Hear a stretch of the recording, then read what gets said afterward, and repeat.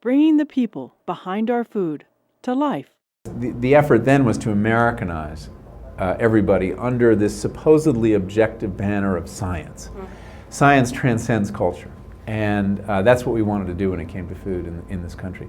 So, and I think it was, that's where we went off the rails. I think we made a really bad call. And of course now the prestige of science is such that nobody pays attention to culture. If anything has to do with biology, science must know best. But the surprise when I was doing this research was that how much more reliable wisdom there was in culture, in what cultures have taught people about how to eat for millennia, and that the scientific view has not served us well. They may get it right at some point, but so far, food science, or the science of nutrition is really what I should say, it's a very, to put it charitably, very young science, and they still don't fundamentally understand what's going on deep in the soul of a carrot. What makes a carrot a healthy food? A carrot. Is the it essence of a carrot. The essence of a carrot. Is it the beta-carotene? That's what they thought, but they took the beta-carotene out of the carrot and it didn't work as a supplement. So there was something else going on in the carrot, and they still don't know what it is. They may get it at some point, but food is every food is a complex system.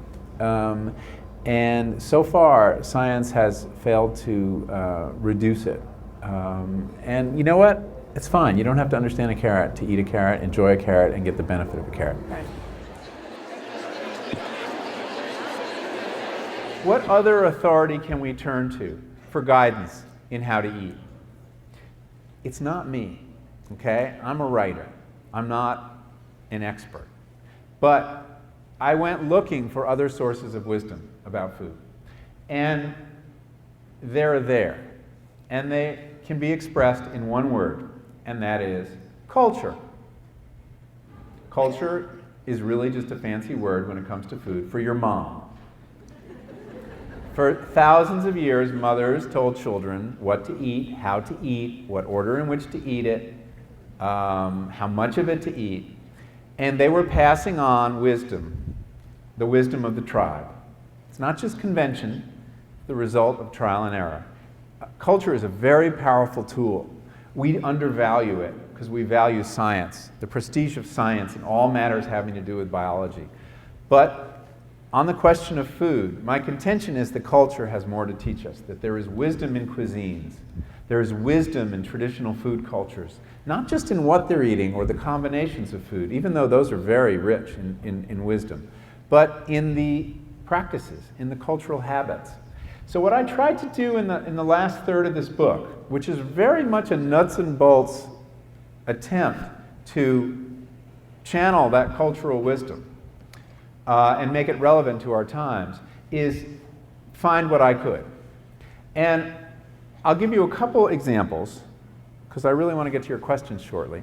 But, the haiku we were talking about, that Deborah was talking about, eat food, not too much, mostly plants. It really did come down to that. And in a way, I gave it away on the front of the book, and there's no reason to buy this book. And I was kind of worried when I realized I could boil down a whole book to 7 words. Maybe I should be publishing an index card. My publisher wasn't happy with that proposal. But in fact, as you know, it's a little more complicated than that, because what is food? We no longer know what food is. The food store is full of edible food-like substances masquerading as food. So how do you distinguish one from the other? And that's the first part of the prescriptive part of this book. How do you tell foods from edible food-like substances? And I have these cultural rules. They're not phrased in terms of science. One is, don't eat anything your great-grandmother wouldn't recognize as food.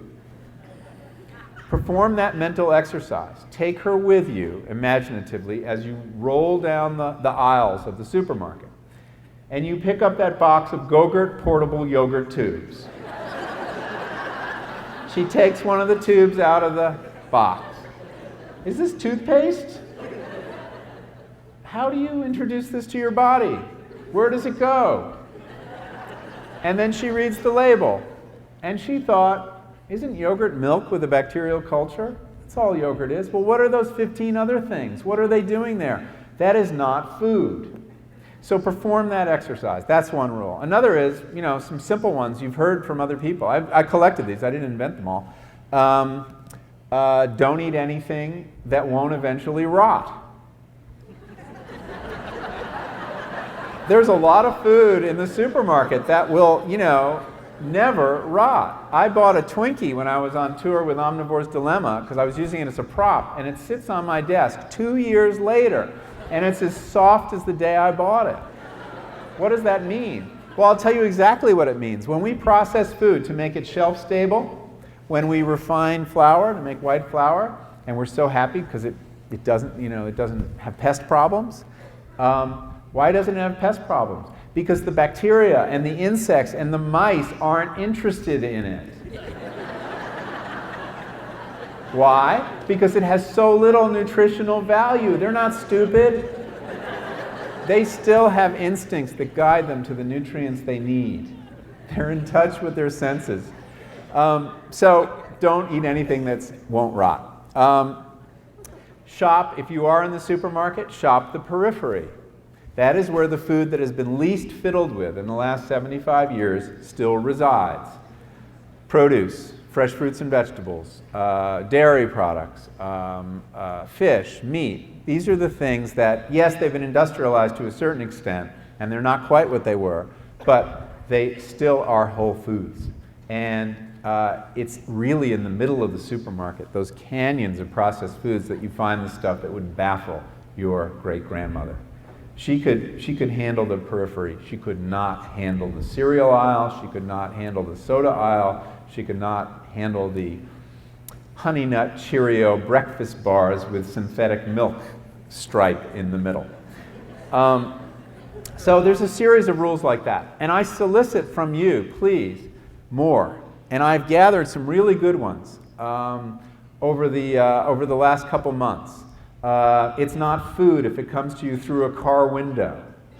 I kind of like that one. Someone told me their grandmother used to say, here's cultural wisdom, the whiter the bread, the sooner you'll be dead. Wouldn't you like to have had that grandmother? That is true. That is wise. That was not understood by the scientists putting us on carbs and off of fat. Another one that I came up with was eat all the junk food you want as long as you cook it yourself. One of our problems with food now, since we've started outsourcing food preparation to corporations, is that we're eating special occasion food every day. Things like fried chicken, French fries. French fries are a great example. French fries are great. I love French fries. But if I only ate them when I cook them, think what's involved. Washing the potatoes, peeling the potatoes, slicing the potatoes, frying the potatoes, figuring out what to do with the oil when you're done frying the potatoes, cleaning up the kitchen. You would not do it every day.